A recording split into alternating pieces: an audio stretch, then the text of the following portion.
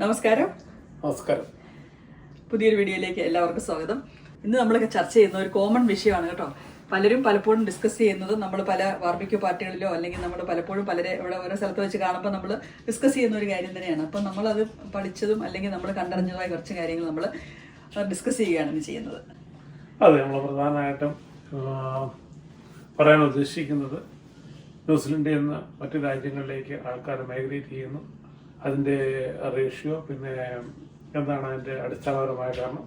ഇതിന് positive negative ഒന്നുമല്ല, നമ്മുടെ അനുഭവങ്ങളിൽ നിന്നുള്ള ചില കണ്ടെത്തലുകൾ അല്ലെങ്കിൽ നമുക്ക് തോന്നിയ കുറച്ച് ചിന്തകൾ നിങ്ങളോട് പങ്കുവയ്ക്കുന്നു, അത്രയേ ഉള്ളൂ. അതെ, അപ്പോൾ അതുപോലെ ആ കൂട്ടത്തിൽ തന്നെ നമുക്ക് പറഞ്ഞു വിടാവുന്നത്, നമ്മളിവിടെ നിന്ന് ഇത്ര നാൾ നിന്നു, ഇനി നമ്മൾ ന്യൂസിലൻഡിൽ നിന്നും മാറാൻ പ്ലാൻ ഉണ്ടോ, അങ്ങനെയുള്ള കാര്യങ്ങൾ കൂടെ നമുക്ക് ഇതിലേക്ക്, അല്ലെങ്കിൽ നമുക്കത് അടുത്ത വീഡിയോയിലേക്ക് അല്ലേ. അത് ക്ലിയർ ആണ്. നമ്മുടെ 23 വർഷത്തെ ന്യൂസിലൻഡ് ലൈഫില് ഇരിക്കുന്നതിനൊരു റീസൺ ഉണ്ട്. നമുക്കത് പിന്നീട് നമുക്ക് സംസാരിക്കാം. അപ്പൊ നമ്മളിപ്പോ കണക്കുകൾ പറയുവാണെങ്കിൽ, ഞാൻ പലയിടത്തും നമ്മുടെ TV1 ന്യൂസിലോ അല്ലെങ്കിൽ പല ന്യൂസ് ചാനലുകളിൽ നിന്നും പലരും ആകുലതപ്പെട്ട് പറഞ്ഞതൊക്കെ ആയിട്ടുള്ള കാര്യങ്ങൾ എന്ന് പറഞ്ഞെങ്കിൽ, ന്യൂസിലൻഡിലെ അല്ല ആകുലതയെന്നല്ല ഞാൻ പറഞ്ഞത്. ഇത് ബാർബിക്യൂ തന്നെയല്ല, നമ്മുടെ സുഹൃത്തുക്കൾ ഇവിടുന്ന് ന്യൂസിലൻഡ് വിട്ടുപോയവർ, അല്ലെങ്കിൽ നമ്മുടെ എന്താ പറയുക, എല്ലാ കൂടിച്ചേരലുകളിലും ഒരു ചർച്ചാ വിഷയമാണ് എന്തുകൊണ്ടാണ് ന്യൂസിലൻഡിൽ നിന്ന് ആൾക്കാർ മറ്റു രാജ്യങ്ങളിലേക്ക് ചേക്കേറുന്നത്, അല്ലെങ്കിൽ തൊഴിലവസരങ്ങൾ തേടിപ്പോകുന്നത്, അല്ലെങ്കിൽ മറ്റൊരു ജീവിത സാഹചര്യം തേടിപ്പോകുന്നത് എന്നുള്ളത്. നമുക്ക് അതിനെപ്പറ്റി ഒന്ന് വിശകലനം ചെയ്യാം. ഇതിനെപ്പറ്റി വലിയൊരു ആധികാരികതയൊന്നുമില്ല, ജസ്റ്റ് ഒരു വിശകലനം, നമ്മുടെ ജീവിതാനുഭവങ്ങളും അതുപോലെ തന്നെ നമ്മുടെ സുഹൃത്തുക്കൾ നമ്മോട് പങ്കുവെച്ച അവരുടെ സാഹചര്യം, ഇവിടുന്ന് പോയവർ അവിടെ ചെന്നിട്ട് അവരുടെ ഫീഡ്ബാക്കുകൾ, ഇവിടെ നിൽക്കുന്നവർ, അങ്ങോട്ട് പോകാൻ ആഗ്രഹിക്കുന്നവരുടെ കാഴ്ചപ്പാടുകൾ, അങ്ങനെയൊക്കെയുള്ള നമ്മുടെ ആ എന്നാ പറയാം ഫ്ലോറിൽ പലയിടത്തും കേട്ടിരിക്കുന്ന ആ കാര്യങ്ങളെ ഒന്ന് എല്ലാത്തിനും കൂടെ ചേർത്തുകൊണ്ട് സംസാരം. അപ്പോൾ നമ്മളിപ്പോൾ നോക്കുകയാണെങ്കിൽ 2021, 22 എന്ന് പറഞ്ഞെങ്കിൽ വളരെ ശോഷിച്ച ഒരു കാലമായിരുന്നു. അല്ല, 20 തൊട്ട് 21, 22 അല്ല, ശോഷിച്ചെന്ന് പറഞ്ഞെങ്കിൽ ആള് ശോഷിച്ചെന്ന് പറഞ്ഞെങ്കിൽ ആളുകൾ കുറവായിരുന്നു ന്യൂസിലൻഡിൽ. നമുക്കറിയാം, നമുക്കിവിടെ കാലഘട്ടം ശോഷിച്ചെന്ന് പറഞ്ഞാൽ അത് ഒരു ശോഷിപ്പ് തന്നെയായിരുന്നു. എന്ന് വെച്ചെങ്കിൽ പലരും അകലതപ്പെട്ട് പോയൊരു സമയമാണ്. കോവിഡ് വന്ന ഒരു വലിയൊരു മഹാമാരിയായിരുന്നു. അത് വന്ന് അതുകൊണ്ട് നമ്മൾ എല്ലായിടവും സ്തംഭിച്ചു നിന്ന ഒരു സമയമായിരുന്നു അല്ലെ. ആ സ്തംഭനം എല്ലാം കഴിഞ്ഞ് ബോർഡർ ഓപ്പൺ ചെയ്ത് കഴിഞ്ഞപ്പോഴത്തേക്ക് ഒരു തള്ളലായിരുന്നു, എല്ലാ സ്ഥലത്തു നിന്നും തള്ളലായിരുന്നു, എല്ലാ രാജ്യങ്ങളിലേക്കും. പക്ഷെ എന്ത് പറഞ്ഞാലും ആ കാലഘട്ടം വളരെ ഭംഗിയായിട്ട് ഹാൻഡിൽ ചെയ്ത രാജ്യമാണ് ന്യൂസിലൻഡ്. അതെ, ഏറ്റവും എല്ലാവരെയും സപ്പോർട്ട് ചെയ്തു, ആരെയും ബുദ്ധിമുട്ടിക്കാതെ അവർക്കുള്ള അവസരങ്ങൾ എല്ലാവർക്കും പറ്റുന്ന പോലുള്ള ഗവൺമെന്റ് സപ്പോർട്ട് കിട്ടി. നമ്മളും എല്ലാം അതിന്റെ ഗുണം അനുഭവിച്ചു. പ്രത്യേകിച്ചും ചെറിയ ബിസിനസ്സുകാർക്ക് വളരെ നല്ല രീതിയിൽ നിലനിൽക്കാൻ, അവർ വൈൻഡപ്പ് ചെയ്ത് പോകാനുള്ളൊരു അവസരം ഉണ്ടാവാത്ത രീതിയിൽ സബ്സിഡിയും. അപ്പൊ അത് തന്നെ ഒരു മെയിൻ കാരണമാണ് ന്യൂസിലൻഡിലേക്ക് ആളുകൾ മൈഗ്രേറ്റ് ചെയ്യാനുള്ള ഒരു കാരണമാണ്. തീർച്ചയായിട്ടും ആ ഒരു സമയത്ത് ന്യൂസിലൻഡിലേക്ക് വളരെ എന്നാ പറഞ്ഞ, അത് കഴിഞ്ഞ് ബോർഡർ ഓപ്പൺ ചെയ്ത സമയത്ത് ഞാൻ ഉദ്ദേശിച്ചത് വളരെ എന്നാ പറഞ്ഞ ഹൈ പ്രൊഫൈല് മൈഗ്രൻസ് ന്യൂസിലൻഡിലേക്ക് വരാനായിട്ട് തയ്യാറായി നിന്ന സമയമാണ് കോവിഡിന് ശേഷമുള്ള സമയം. പക്ഷേ ഗവൺമെന്റ് അന്നേരം മറ്റു പല കാരണങ്ങൾ കൊണ്ടും അങ്ങനെ വൈഡ് ഓപ്പൺ ആക്കിയില്ല ആ സമയത്ത്. പക്ഷെ ഓപ്പൺ ആക്കിയ സമയത്ത് നല്ലൊരു തള്ളല് തന്നെ ഉണ്ടായിരുന്നു. കാരണം ആ ഒരു ലോകത്തിൽ ഇത്ര നന്നായിട്ട് എന്നാ പറഞ്ഞത്, ആ ഒരു മഹാമാരിനെ എല്ലാ രീതിയിലും, ഞാൻ പറഞ്ഞ ഇതിലല്ല, ഹെൽത്ത് വൈസിലും അതിനെ പ്രൊട്ടക്ട് ചെയ്യുന്ന കാര്യത്തിലും ആ ഒരു അഡ്വാൻറ്റേജ് ന്യൂസിലൻഡിന്റെ വില നന്നായിട്ട് ലോകം അറിഞ്ഞ സമയം, WHO എല്ലാം ഒന്ന് പറയപ്പെട്ട ഒരു സമയം തന്നെയായിരുന്നു. അതെ, അപ്പം അത് കഴിഞ്ഞിട്ട് ആ കോവിഡ് എല്ലാം കഴിഞ്ഞു, ക്ലോസ് ആയിരുന്ന സമയത്ത് നന്നായിട്ട് എല്ലാവരും സ്ട്രഗിൾ ചെയ്തു. ചെറിയ സ്മോൾ സ്കെയിൽ ഇൻഡസ്ട്രിയിലുള്ള ആളുകളെല്ലാം സ്ട്രഗിൾ ചെയ്തു. ആളുകൾ ഇല്ലാതിരുന്ന ഒരു സമയമായിരുന്നു. ജോബ് മാർക്കറ്റിൽ ആളില്ലായിരുന്നു ജോബിലേക്ക് കിട്ടാൻ. ശരിക്കും ബിസിനസ് ഓണേഴ്സ് കഷ്ടപ്പെട്ട ഒരു സമയമാണ്. കാരണം ധാരാളം ബിസിനസ്സുകൾ അടഞ്ഞും പോയി. അതെ, നമുക്ക് സ്റ്റാഫിന്റെ ഷോർട്ടേജ് കൊണ്ട് സ്ഥാപനങ്ങൾ അടഞ്ഞു പോയിരുന്ന, അല്ലെങ്കിൽ ബിസിനസ്സുകളും അതുപോലെ തന്നെ ഈവൻ സ്മോൾ സ്കെയിൽ ഫാക്ടറികൾ എല്ലാം ബുദ്ധിമുട്ടിയ ഒരു സമയമായിരുന്നു. കാരണം ആളെ കണ്ടെത്താനില്ല, ഷിഫ്റ്റ് റൺ ചെയ്യാൻ പറ്റുന്നില്ല. വളരെ പ്രോഫിറ്റ് ആയിട്ട് വന്ന ചെയിൻ റെസ്റ്റോറൻറ്റുകൾ പോലും അവരെ പിന്നെ പല ഔട്ട്ലെറ്റുകളും അടയ്ക്കേണ്ട വന്നു. അവസ്ഥയുണ്ടായി. അത് കഴിഞ്ഞിട്ട് ആളുകൾ കൂടി വന്നു, അതിനും പ്രശ്നങ്ങളുണ്ടായി. കൂടി കഴിഞ്ഞിട്ടൊരു പെട്ടെന്നൊരു തള്ളു വന്നു. പിന്നെ അക്രഡിറ്റേഷന്റെ കാര്യങ്ങളിലൊക്കെ വളരെ ലിബറലായിട്ട് ഗവൺമെന്റ് ഇത് വന്നു. ധാരാളം ഒത്തിരി കാര്യങ്ങളിൽ മാറ്റം വരുത്തി. ധാരാളം ഇമിഗ്രേഷൻ സ്കാമുകളും ഉണ്ടായി അല്ലെ, നമുക്കറിയാം. ഒത്തിരി പേര്, ധാരാളം നമ്മുടെ മലയാളികൾ ധാരാളം അതില് പെട്ടുപോയി. അത് മലയാളികൾ തന്നെ മിസ്യൂസ് ചെയ്തു. ആണെങ്കിലും വളരെ രീതിയിൽ അത് മിസ്യൂസ് ചെയ്തു.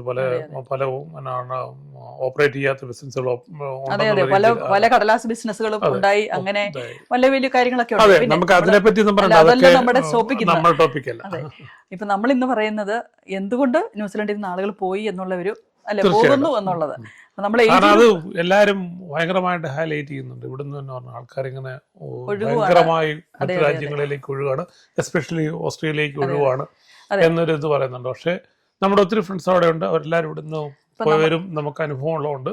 പക്ഷെ അത് ആ കാര്യങ്ങളിലേക്ക് നമുക്ക് പിന്നീട് വരാം. പക്ഷെ നമുക്ക് ഇപ്പൊ ഉള്ളത് ആ ഒരു സ്റ്റാറ്റിക്സ്, ഈ പോകുന്നു എന്ന് പറയുന്നതല്ലാതെ യഥാർത്ഥത്തിൽ എന്താണ് സംഭവിക്കുന്നത് നമുക്ക് അറിയാം. നമ്മൾ ഒരു 2023-24 ആ കാലഘട്ടത്തിൽ ഒരു 150,000 അല്ലെ 160,000 ആളുകൾ വന്നു എന്നുള്ളതാണ് കണക്കുകൾ പറയുന്നത്. ന്യൂസിലൻഡിലേക്ക് വന്നു, 130 ഇവിടുന്ന് പോയി എന്നുള്ള രാജ്യങ്ങളിലേക്ക്. നെറ്റ് ഗെയിൻ എന്ന് പറഞ്ഞെങ്കിൽ ഒരു 30,000 ആളുകളാണ് ആൾക്കാർ ഇവിടെ നെറ്റ് ഗെയിൻ ആയിട്ട് വന്നിട്ടുണ്ട്. അത് വന്നിരിക്കുന്നത് മെയിനായിട്ട് നമ്മൾ നോക്കുവാണെങ്കിൽ നമുക്കറിയാം കൂടുതലും ജോബ് ഓപ്പർച്യൂണിറ്റി തേടി വന്നിരിക്കുന്നതുകൊണ്ട് ഹൈ പ്രൊഫൈൽ ആയിട്ടുള്ള ആളുകൾ തന്നെയാണ് വന്നിരിക്കുന്നത് കൂടുതലായിട്ട്. പിന്നെ ഇപ്പോഴത്തെ രീതിയിൽ ഗവൺമെന്റ് തന്നെയാണെങ്കിലും ഇൻവെസ്റ്റേഴ്സിന് ഓപ്പർച്യൂണിറ്റി കൊടുക്കുന്നുണ്ട്. പിന്നെ ഈ ലീവ് ചെയ്ത് നമ്മൾ പറയുന്നത്, ഈ ലീവ് ചെയ്തെന്ന് പറയുമ്പോൾ നമ്മൾ കുറച്ച് കാര്യങ്ങൾ നോക്കണം. ഒരു സ്പെസിഫിക് കാര്യങ്ങൾക്ക് വേണ്ടി ഇവിടെ വരുന്നുണ്ട്. പഠിക്കും യൂണിവേഴ്സിറ്റിയിലാണ് നമ്മൾ നോക്കുവാണെങ്കിൽ, അതെ, നമ്മളെ ഏജ് ഗ്രൂപ്പ് നോക്കുവാണെങ്കിൽ 18 തൊട്ട് 48 വരെയുള്ള ആളുകളാണ് മെയിനായിട്ട് വന്നിരിക്കുന്നത്. അതിൽ തന്നെ 18 തൊട്ട് 25 വരെയുള്ളവർ വന്നിരിക്കുന്ന മിക്കവാറും പഠിക്കാൻ വേണ്ടിയായിരിക്കും അല്ലെ. എപ്പോഴും ഒരു മൈഗ്രന്റ് ഗ്രൂപ്പ് എന്ന് പറയുന്ന ആ ഒരു റേഞ്ചിലായിരിക്കും, 18 to 48 അല്ലെങ്കിൽ 20 to 45 ആ റേഞ്ച് ആയിരിക്കും ഈ ചലഞ്ചുകളൊക്കെ ഏറ്റെടുക്കാനായിട്ട് തയ്യാറാവുന്നവർ. അവരിപ്പം പല രാജ്യങ്ങളിലേക്കും പോകും. അവരിപ്പോൾ വരുന്നതിനുണ്ടെങ്കിൽ ഞാൻ പറഞ്ഞില്ലേ, അവരെ അപ്സ്കിൽ ചെയ്യാൻ വരുന്നവരുണ്ടാവും, ഒരു മാസ്റ്റേഴ്സ് എടുക്കാൻ വരുന്നുണ്ടാവും. അതിനുശേഷം അവർ തിരിച്ചു പോകും. അല്ലെങ്കിൽ ഇവിടെ വന്ന് ഇവിടെ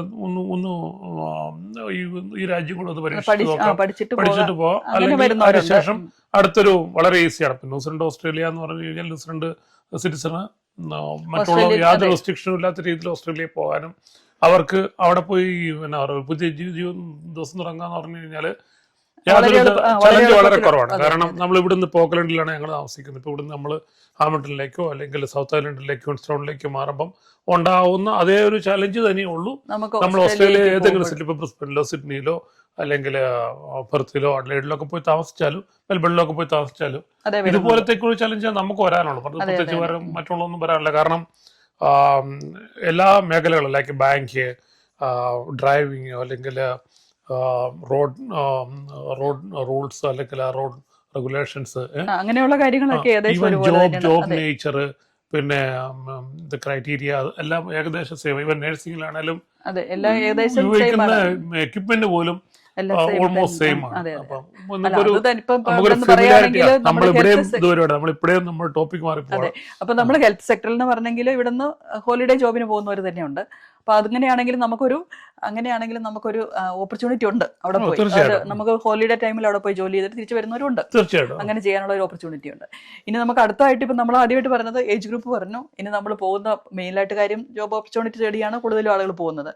ഇനി അടുത്തായിട്ട് പറയുന്ന ഒരു കാര്യം എന്ന് പറഞ്ഞെങ്കിൽ ന്യൂസിലൻഡിന്റെ അതുപോലെ തന്നെ ന്യൂസിലൻഡിലെ ലിവിങ് എക്സ്പെൻസ്. നമ്മളിപ്പം ലിവിങ് എക്സ്പെൻസ് പറയുകയാണെങ്കിൽ നമ്മൾ ശരിയാ, കമ്പാരിറ്റീവ്ലി നമ്മുടെ ലിവിങ് എക്സ്പെൻസ് ന്യൂസിലൻഡിലെ അത് മറ്റു പല രാജ്യങ്ങളെ വെച്ച് നോക്കുമ്പോൾ വളരെ കൂടുതൽ തന്നെയാണ്. അതൊരു റിയാലിറ്റി ഉള്ള ഒരു കാര്യമാണ്. എന്നാൽ നമ്മൾ ഓസ്ട്രേലിയയിലെ പല രാജ്യങ്ങളുമായിട്ട് കമ്പയർ ചെയ്ത് നോക്കുമ്പോൾ ഓസ്ട്രേലിയ പല രാജ്യങ്ങളുമായിട്ട് പല സ്റ്റേറ്റുമായിട്ട് കമ്പയർ ചെയ്യുമ്പോൾ അത് നമുക്ക് തട്ടിച്ച് ഏകദേശം അതുപോലെ തന്നെയാണ്. അതെ, സിഡ്നിയിലെ ന്യൂ സൗത്ത് വെയിൽസിലേതും മെൽബണിലെ ഏകദേശം തന്നെയാണ് പറയുന്നത്. അപ്പൊ നമുക്കറിയാലോ, നമ്മൾ സിഡ്നി പോയപ്പോൾ മീഡിയം എടുക്കുന്നത് എപ്പോഴും ന്യൂ സൗത്ത് വെയിൽസിനെയാണ് കമ്പയർ ചെയ്യുന്നത്. അത് എപ്പോഴും പറയാറുണ്ട്. ഗവൺമെന്റ് ഏതൊരു മീഡിയ കോൺഫറൻസിലോ അല്ലെങ്കിൽ പ്രസ് ക്ലബ് ഇതിനകത്ത് വരുമ്പം അവരെ അഡ്രസ് ചെയ്യുമ്പോൾ അവർ മിനിസ്റ്റേഴ്സും മറ്റുള്ള ആൾക്കാരും പറയാറുണ്ട്, ഞങ്ങൾ അതിനെ തന്നെ വെച്ചിട്ട് തന്നെയാണ് ചെയ്യുന്നത്. കാരണം ഒരു വലിയൊരു ഡിഫറൻസ് ഈ രണ്ട് രാജ്യം തമ്മിൽ വന്നാൽ ഉണ്ടാകുന്ന ബുദ്ധിമുട്ട് എന്നാന്ന് ഇവിടുത്തെ ഗവേണിങ്ങിന് നല്ല ബോധ്യമുണ്ട്. ഇപ്പൊ നമ്മൾ ലിവിങ് എക്സ്പെൻസ് എന്ന് പറയുമ്പോൾ ലിവിങ് എക്സ്പെൻസ് ആയിട്ട് മെയിനായിട്ട് വരുന്നത് നമ്മൾ വീട് മേടിക്കുന്ന കാര്യങ്ങൾ. അതാണല്ലോ മെയിനായിട്ട് നമ്മൾക്ക് പ്രത്യേകിച്ച് നമ്മള് നമുക്കിപ്പം ഗ്രോസറിയുടെ ആണെങ്കിൽ അങ്ങനത്തെ ഒരു ഡേ ടു ഡേ പർച്ചേസിനാണെന്ന് പറഞ്ഞു കഴിഞ്ഞാൽ ഓപ്ഷൻസ് ഉണ്ട്. എല്ലാവരും ഈ പറയുന്നത് പോലെ അല്ല, ഇപ്പം അവിടുത്തെ വലിയ സൂപ്പർ മാർക്കറ്റുകളിൽ ആ റേറ്റ് തന്നെ ന്യൂസിലൻഡിൽ കിട്ടുന്ന ഓപ്ഷൻസ് ഉണ്ട്.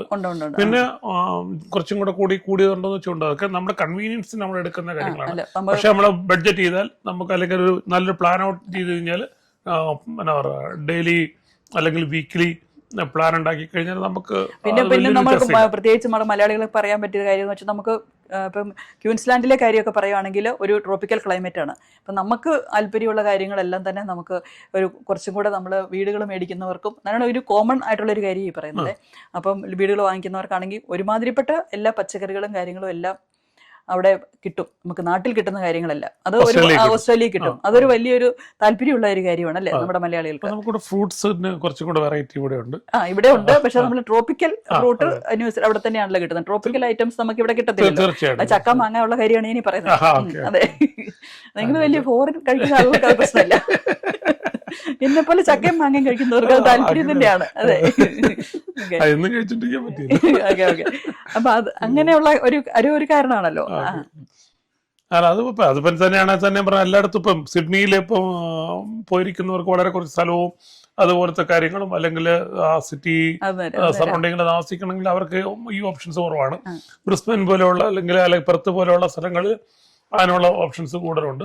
പക്ഷെ അവിടെ മറ്റുള്ള പല പരിമിതികളുണ്ട്. ഇപ്പം 40+ ടെമ്പറേച്ചർ എന്ന് പറഞ്ഞു കഴിഞ്ഞാൽ ആ ലൈഫ് അത്ര ഈസിയുള്ള കാര്യമല്ല. അപ്പൊ നമ്മള് യാഥാർത്ഥ്യങ്ങൾ അല്ല, ക്ലൈമറ്റ് നമുക്ക് അടുത്തായിട്ട് വരുന്ന ഒരു കാര്യമാണ്. ക്ലൈമറ്റ് പലരും പറയുന്ന ഒരു കാര്യമാണ്. ഇപ്പൊ ന്യൂസിലൻഡിൽ എന്ന് പറഞ്ഞെങ്കിൽ നമുക്കറിയാം പല ആളുകളും പറഞ്ഞിരിക്കുന്ന ഒരു കാര്യം എന്ന് പറഞ്ഞെങ്കിൽ ന്യൂസിലൻഡിലെ ഈ തണുപ്പ് പറ്റുന്നില്ലാത്തവർക്ക്, ആസ്മ അങ്ങനെയുള്ള അസുഖങ്ങളുള്ളവർക്ക്, പിന്നെയാണ് എക്സിമ, കുട്ടികൾക്കുള്ള ഒരു മെയിൻ ഒരു കാര്യമാണ് എക്സിമ എന്ന് പറയുന്ന അസുഖം.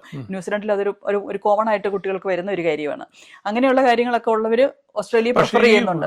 എക്സിമയ്ക്ക് നമുക്കും അറിയാം, നമ്മുടെ പല ഫ്രണ്ട്സ് ഇവിടുന്ന് പോയി വലിയ രീതിയിലുള്ള മാറ്റമൊന്നും വന്നില്ല. അതും സ്റ്റേറ്റിന് വ്യത്യാസമുണ്ട്. ചില സ്റ്റേറ്റിൽ ചെല്ലുമ്പോൾ വ്യത്യാസമുണ്ട്, പക്ഷെ എല്ലായിടത്തും അധികം ചെയ്യുന്നില്ല. അതിനകത്ത് ടൗൺസ്വില്ലെ നമ്മുടെ ഒരു ഫ്രണ്ട് പോയി ഇവിടുന്ന് പോയിട്ട് അവർക്ക് ഒരു യാതൊരു കൂടുതലല്ലാതെ കുറഞ്ഞു അവരവിടുന്ന് മൂവ് ചെയ്യേണ്ടി വന്നു. അവസാനം അവർ മറ്റു സ്റ്റേറ്റിലേക്ക് മാറേണ്ട അവസ്ഥ. അതെ അതെ. ഇനി അടുത്തായിട്ട് പറയുന്ന ഒരു കാര്യം എന്ന് പറഞ്ഞെങ്കിൽ കുറച്ചും കൂടെ വലിയ കുട്ടികളായി കഴിയുമ്പോൾ പലരും പറഞ്ഞിരിക്കുന്ന ഒരു കാര്യം എന്ന് പറഞ്ഞെങ്കിൽ കുട്ടികൾക്ക് പഠിക്കാനുള്ള ഓപ്പർച്യൂണിറ്റി കൂടുതലുണ്ട്. അതായത് ഇവിടെ നമുക്കിപ്പോൾ ഇപ്പം ഹൈ പ്രൊഫൈലിൽ പോകുന്ന ആളുകളുടെ കാര്യമാണ് ഈ പറയുന്നത്. അപ്പോൾ അവർക്കെന്ന് പറഞ്ഞെങ്കിൽ ഇവിടെ നമുക്ക് 2-3 യൂണിവേഴ്സിറ്റികളിൽ മാത്രമാണ് നമുക്ക് ഇതുള്ളത്. ഇപ്പോൾ 2 യൂണിവേഴ്സിറ്റിയിലോ മെഡിസിനൊക്കെ പഠിക്കാനുള്ളൂ. അതുപോലെ തന്നെ വേറെ പല കോഴ്സുകളും ചെയ്യാൻ, ഇപ്പോൾ എയറോനോട്ടിക്സ് എഞ്ചിനീയറിംഗ് അങ്ങനെയുള്ള എഞ്ചിനീയറിംഗിനും പഠിക്കണം. വേറെ പല കോഴ്സുകൾ പഠിക്കുവാൻ വേണ്ടി ഓസ്ട്രേലിയ കൂടുതൽ സാഹചര്യങ്ങളുണ്ട് ഇല്ലേ. അപ്പം ഓസ്ട്രേലിയ നമുക്ക് അവിടുത്തെ സിറ്റിസൺ അല്ലെങ്കിൽ റെസിഡന്റ് ആകുവാണെങ്കിൽ അവർക്ക് അവിടുത്തെ ഇതൊക്കെ കിട്ടും. എന്നാ സ്റ്റുഡന്റ് ലോൺ കിട്ടും. അതേസമയം ഇവിടെ നിന്ന് നമ്മൾ അവിടെ പോയി പഠിക്കാൻ എളുപ്പമാണ്, പക്ഷെ അവിടെ പഠിക്കുമ്പോൾ സ്റ്റുഡന്റ് ലോൺ കിട്ടത്തില്ല. പക്ഷെ അവർക്ക് അവിടുത്തെ ഓസ്ട്രേലിയൻസ് അവിടുത്തെ റെസിഡൻസ് പേ ഫീ ഉണ്ടോ, ആ ഫീ തന്നെ ഡൊമസ്റ്റിക് സ്റ്റുഡൻസിന്റെ പേ ചെയ്താൽ മതി. എല്ലാവരും ഹൈലൈറ്റ് ചെയ്ത് പറഞ്ഞുകൊണ്ടിരിക്കുന്ന ഒരു കാര്യമാണ് വേജ് ഡിഫറൻസ്. പക്ഷെ അതിന്റെ വളരെ എന്നാ പറഞ്ഞ റിയലിസ്റ്റിക് വ്യൂ കൂടെ നോക്കുവാണെങ്കിൽ അതിനകത്ത് നമുക്ക് ആ പറയുന്നതിനകത്ത് വലിയ കാര്യങ്ങളില്ല എന്ന് അല്ല. പക്ഷെ തുടങ്ങുന്നവർക്ക് കുറച്ച് വ്യത്യാസമുണ്ട്. അതെന്നു വെച്ചെങ്കിൽ ഇപ്പൊ ഇവിടെ വന്ന കോഴ്സ് ഇപ്പം കുറെ ആളുകൾ ചെയ്തിരിക്കുന്ന കാര്യം തന്നെയാണ്. പഠിച്ച് ഇവിടെ വന്ന് ഇവിടെ റെസിഡന്റ് കിട്ടിയപ്പോഴേ പോയത് ശരിക്കും പറഞ്ഞെങ്കിൽ എനിക്കത്ര ആളുകൾ പോയത് അത്ര നമുക്ക് ചിലപ്പോൾ ഇഷ്ടപ്പെടുത്ത് കാണത്തില്ല, വന്ന ഉടനെ പോയില്ലോ എന്ന് ഓർത്തിട്ട്. പക്ഷേങ്കിൽ അവിടെ പോയി തുടങ്ങുന്നവർക്ക് എൻട്രി ലെവലിൽ തുടങ്ങുമ്പോൾ ഇവിടെ തുടങ്ങിയാലും അവിടെ തുടങ്ങിയാലും എൻട്രി ലെവൽ സാലറി കിട്ടും, കുഴപ്പമില്ല. ട്രാൻസിഷൻ മാത്രമായിട്ട് അങ്ങനെ ഒരു ഇതിനു വേണ്ടി മാത്രം അവരെ നമുക്ക് കൺസിഡർ ചെയ്യാൻ പറ്റത്തില്ല. അത് അവരുടെ ഇതല്ല, അവരങ്ങനെ ഇത് ചെയ്യുന്നു. പക്ഷെ അവരിവിടെ നിൽക്കുന്നതിനെ പറ്റിയുള്ള ഇതിലൊന്നും മറ്റൊന്നിലും അവർ ഇടപെടുന്നില്ല. അപ്പൊ അതല്ല ഞാൻ ഉദ്ദേശിച്ചത്. ഞാൻ പറഞ്ഞത് ഇപ്പൊ ഇവിടെ നിങ്ങളിപ്പോ ഒരു 10 വർഷം കഴിഞ്ഞിട്ട് നിന്ന് പോകുന്നവർക്കാണെങ്കിൽ അത് അവിടത്തെ ആ 10 വർഷം എടുക്കും. അവിടെയും പോയി നമ്മൾ അല്ലെങ്കിൽ 5 വർഷമെങ്കിലും എടുക്കും. ഇപ്പൊ നിങ്ങളിപ്പോ ഇവിടെ 10 വർഷം നിന്നു, നിങ്ങളൊരു 3 ലെവല്, നിങ്ങളുടെ എൻട്രി ലെവലിൽ നിന്നൊരു 3 ലെവൽ അപ്പായി കഴിഞ്ഞിട്ട് അതിന് നിങ്ങൾക്ക് അവിടെ പോയിട്ട് മാച്ച് ചെയ്യാന്ന് പറഞ്ഞാൽ വളരെ കുറച്ച് പ്രൊഫഷൻ, ഇപ്പം ഒരു പക്ഷെ നഴ്സിങ്ങിനോ അങ്ങനെയൊക്കെയുള്ള പ്രൊഫഷന് അവിടെ അത്രമാത്രം ആവശ്യമുള്ള സാഹചര്യം ഉണ്ടെങ്കിൽ അവരത് കോമ്പൻസേറ്റ് ചെയ്യും. പിന്നെ പലരും പറയുന്ന ഒരു കാര്യം എന്ന് പറഞ്ഞെങ്കിൽ ഇപ്പം നഴ്സിങ്ങിനൊക്കെ ആണെങ്കിൽ ഉള്ളിലേക്കുള്ള സ്ഥലങ്ങളിൽ പോകാൻ കുറച്ചും കൂടെ ആനുകൂല്യങ്ങളുണ്ട്. അതുപോലെ വീട് വാങ്ങിക്കുമ്പോൾ കുറച്ചും കൂടെ വലിയ വീടുകൾ വാങ്ങിക്കാൻ പറ്റും. വലിയ വീടല്ല, സ്ഥലമുള്ള വീടുകൾ. അതൊക്കെ പക്ഷെ ഇവിടെയാണെങ്കിലും ന്യൂസിലൻഡിലാണെങ്കിലും നമുക്ക് ചെയ്യാൻ പറ്റുന്ന കാര്യങ്ങളാണ് അല്ലേ.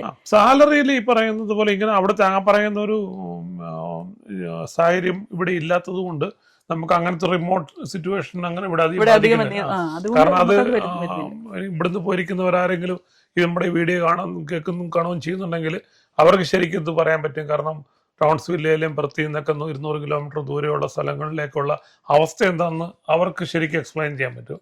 ന്യൂസിലൻഡിൽ അങ്ങനത്തെ ഒരു ഒരുപാട് ഉള്ളിലേക്ക് അങ്ങനത്തെ ഒരു ഇവിടെ ഇവിടുത്തെ എല്ലാ ഇതും തന്നെ വളരെ ആക്സസ് ഉള്ള സ്ഥലങ്ങളാണ്.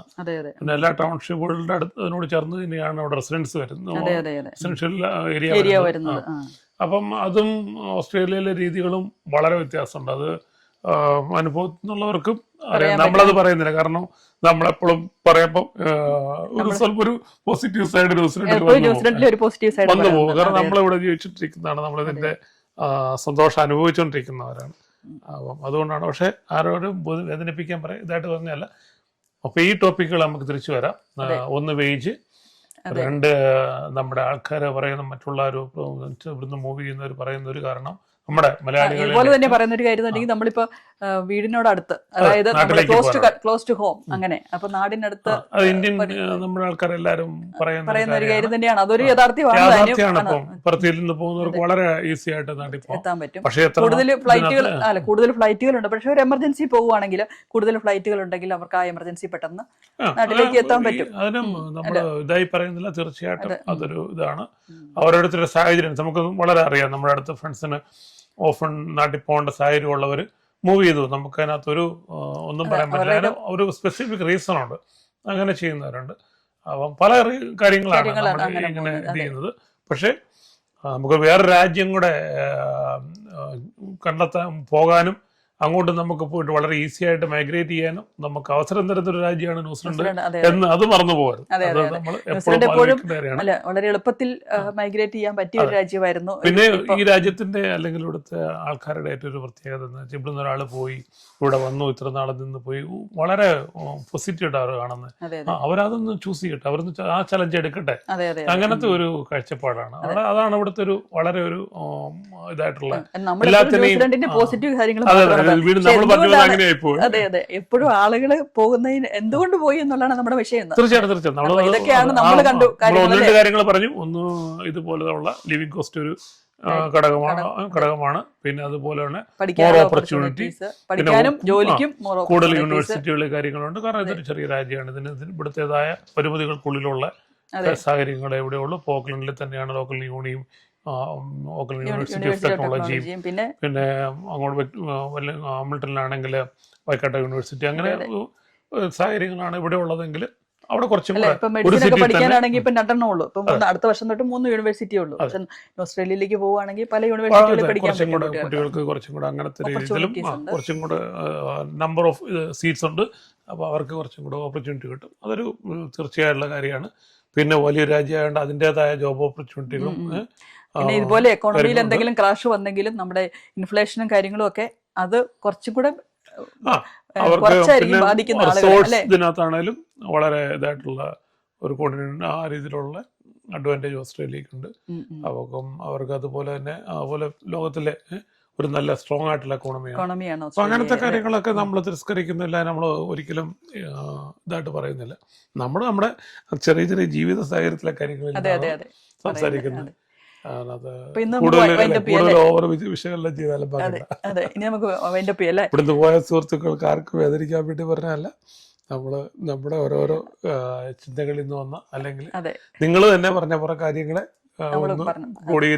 അല്ലെ പലർക്കും ഇപ്പൊ പോകാൻ വേണ്ടി ഇരിക്കുന്നവർക്ക് പോകാൻ വേണ്ടി ഇപ്പൊ ഓസ്ട്രേലിയക്ക് പോകണോ, ന്യൂസിലൻഡ് നിൽക്കണോ, ഇപ്പൊ 15 വർഷമായിട്ട് ഇവിടെ നിൽക്കുന്ന ഒരാളാണ്, അങ്ങനെയൊക്കെ ആലോചിച്ചുകൊണ്ടിരിക്കുന്നവർക്ക് എന്തെങ്കിലുമൊക്കെ അവർക്കും അവരുടേതായ കാഴ്ചപ്പാടുകൾ കാണും. ഓസ്ട്രേലിയക്ക് പോകുന്നതിന്റെയും അല്ലെങ്കിൽ വേറെ രാജ്യങ്ങളിലേക്ക് പോകുന്നതിന്റെ ഒക്കെ കാഴ്ചപ്പാടുകൾ കാണും. അപ്പം നമ്മുടെ കാഴ്ചപ്പാട് ഞാൻ നിങ്ങളിലേക്ക് ഷെയർ ചെയ്തു. നമുക്കിപ്പോ അടുത്ത വീഡിയോയിൽ നമുക്ക് സംസാരിക്കാവുന്ന കാര്യമാണ്. ഇപ്പം ഇവിടെ ഒരു സ്വന്തമായ വീടുള്ള ആള് അല്ലെങ്കിൽ ഇൻവെസ്റ്റ്മെന്റ് പ്രോപ്പർട്ടി ഉള്ള ആള് 2-3 ഒരുവിധം ഒരു നല്ല ലെവലായിട്ടുള്ള രീതിയിൽ പല വീട് സെറ്റ് ചെയ്തിരിക്കുന്നവർക്ക്, പിന്നെ ഇവിടെ നിൽക്കുന്നതാണോ വെഹിക്കിള് ഓസ്ട്രേലിയയിലേക്ക് പോകുന്നതാണോ നല്ലത്? അവർക്ക് അല്ലെങ്കിൽ വരാൻ അതിനെപ്പറ്റി പോകുന്ന നമുക്ക് കൂടുതൽ വരാൻ പോകുന്ന ലോസ്, ആ ലോസ് ലോസ് അല്ലെങ്കിൽ എത്ര നാളെടുക്കും അതൊന്നും അവരെങ്ങനെ അതിനെ റീക്യാപ്പ് ചെയ്ത് കൊണ്ടുവരുന്നെങ്കിൽ എത്ര നാളെടുക്കും നമുക്ക് അടുത്ത പ്രാവശ്യം നമുക്ക് സംസാരിക്കാം അല്ലേ? സംസാരിക്കാം. അതെ അതെ.